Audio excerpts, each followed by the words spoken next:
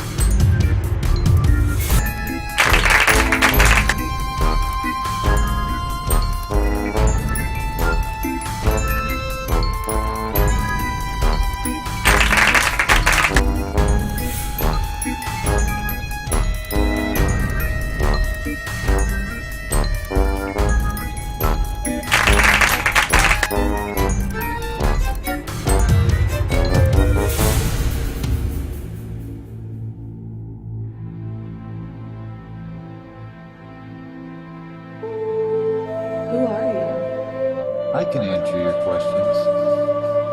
What is this? What is going to happen? This is NDEDMT, and I'd rather show you.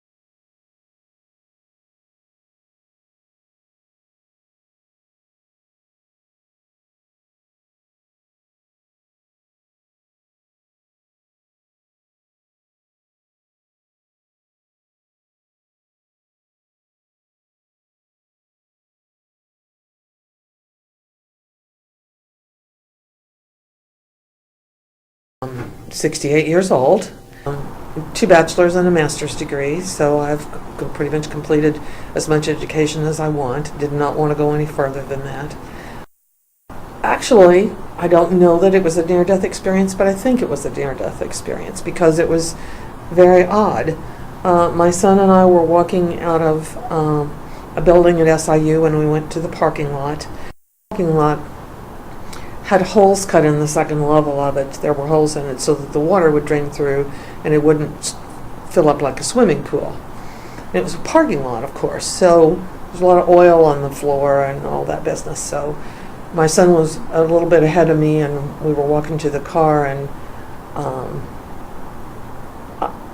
I stepped on a patch of oil that had water on top of it, and I slid, and my left foot slammed into what was like a median that people park their cars up against, and it threw me backwards and I hit my head on the concrete. And I was knocked out. Well, at that particular point in my life, I had, you know how things in your life, some periods of your life are harder than others. And I'd never entertained the thought of suicide, but I was entertaining the fact that it was just really hard to continue, and I wished I didn't have to go through what I was going through at that particular point in time. And when I was knocked out, I was suddenly in a place that was all black. And it was like it was a fairly small area, but like a vestibule, like it led somewhere else.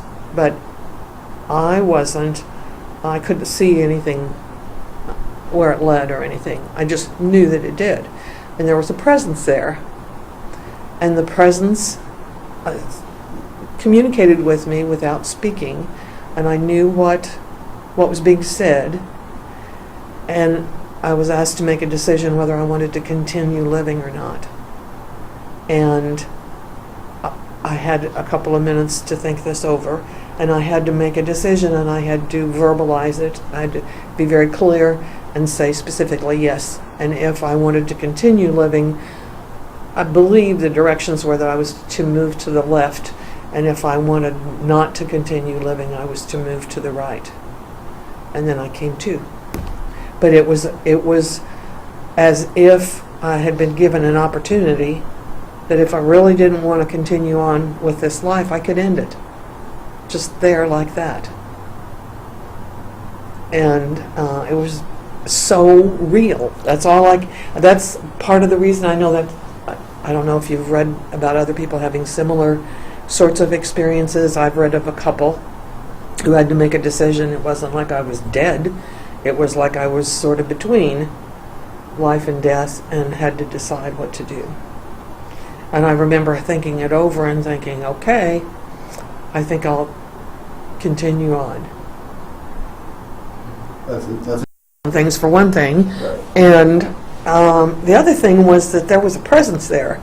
And it seemed like a very real presence, and I couldn't see it, but it was there.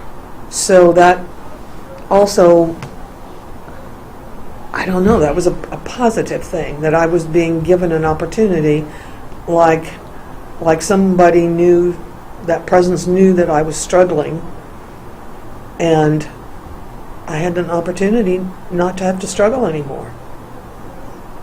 It was just strange.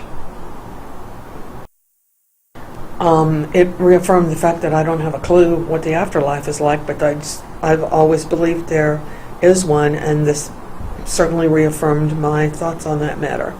I believe that there is a superior power, and I don't know exactly.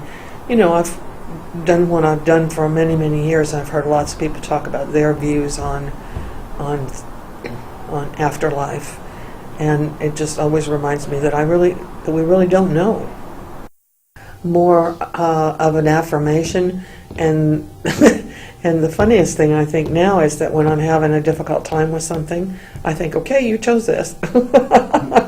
You chose to continue to do this, so here you are.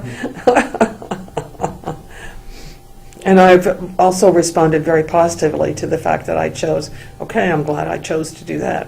rather than think what I would have missed. I have to struggle with the idea that some people say that these things don't really happen, that they're just something that goes on in your head. It seemed so real, but I also hit my head. So then I have to, once in a while, say to myself, did that really happen? But it felt like it did. I don't know what would have happened. Would I have had another chance if I had said I didn't want to? Somehow I don't think so. I really don't. It was like I thought it was almost like I thought a curtain was somehow going to open if I said I didn't want to continue, and then I would go through that curtain. I just knew what, and it seemed like a male presence, and I knew what the directions were, and I followed them. But I remember being kind of stunned and thinking, oh, I have to make a decision here. I better think fast. Actually, a positive thing. And, of course, when I came to, I was physically injured, but that was a good thing. But I don't tell people. They think you're crazy.